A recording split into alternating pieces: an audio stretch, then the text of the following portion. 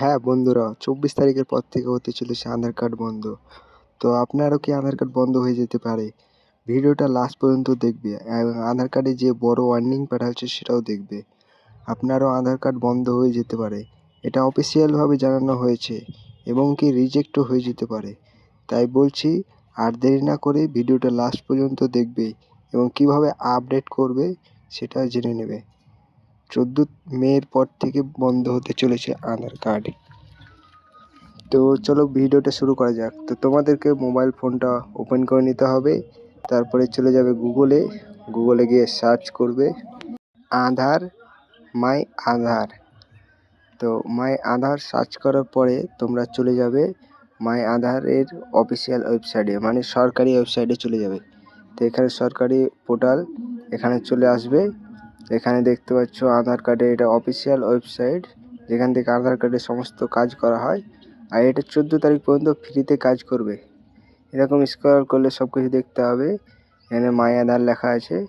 তারপরে তোমাদেরকে নিচে যেতে হবে, এখানে দেখতে পাচ্ছ ডাউনলোড আধার। এখান থেকে তোমরা আধার কার্ড ডাউনলোড করতে পারবে, লগ ইন করতে পারবে, আরও অন্য কিছু। তারপরে এখানে দেখতে পাচ্ছ আপডেট, ডকুমেন্ট আপডেট, এটাই মেন পয়েন্ট।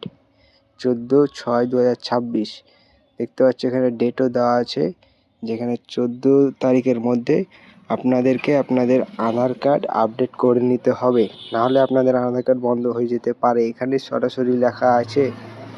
তো আর দেরি না করে আমরা সেটা ফুল গাইডে তোমাদেরকে বুঝাবো। তো এখানে ক্লিক টু সাবমিট, এই অপশানটাই তোমাদেরকে ক্লিক করতে হবে। আর উপরে দেখতেই পাচ্ছ 14/6/2026 লাস্ট ডেট, যেটা আধার কার্ড আপডেট করার ফ্রিতে। এরপরে তোমাদের এখানে আধার কার্ড নাম্বার দিয়ে দিবে এবং নিচে ক্যাপচা দেবে। তো আমি এখানে আমার আধার কার্ড নাম্বারটা দিয়ে দিচ্ছি।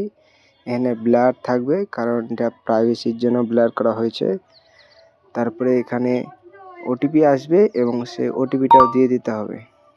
ওটিপিটা দেওয়ার পরে এখানে তোমরা লগ ইন করবে।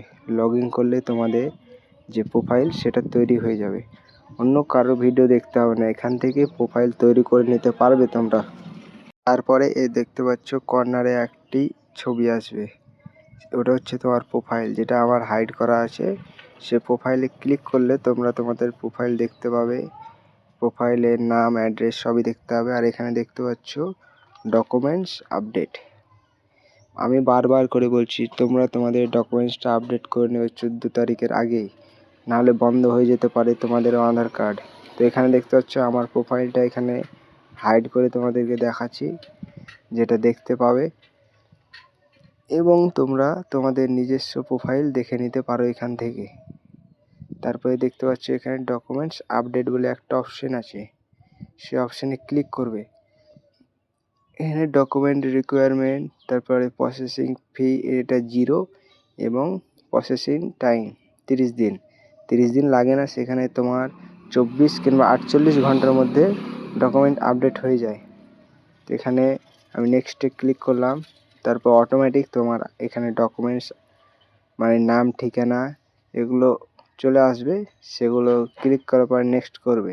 নেক্সট করার পরে এখানে তোমরা 2 MB সাইজের যে কোনো ডকুমেন্টস, ইন্ডিয়ান পাসপোর্ট কিংবা ফটো পাসপোর্ট, যে কোনো Aadhaar card, voter card, PAN card, driving licence, A to Z যেটা ইচ্ছা একটা ডকুমেন্টস তোমাদেরকে PDF করে এখানে সাবমিট করে নিতে হবে, তাহলে তোমাদের কাজ শেষ।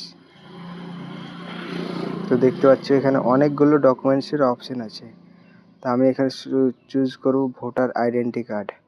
তারপরে অ্যাকসেপ্ট করার পরে এখানে আপলোড করে দেব। আপলোড হয়ে গেলেই তোমাদের কাজ শেষ, আর কোনো কিছু করতে হবে না। এবার আপলোডের পরে দেখতে পাচ্ছ এখানে আমার আপলোড হয়ে গেছে। তারপরে কিছুক্ষণ পরেই তোমরা এখানে একটু রিফ্রেশ করবে, ব্যাক করার পরে, এবং চেক আপডেট হিস্ট্রি।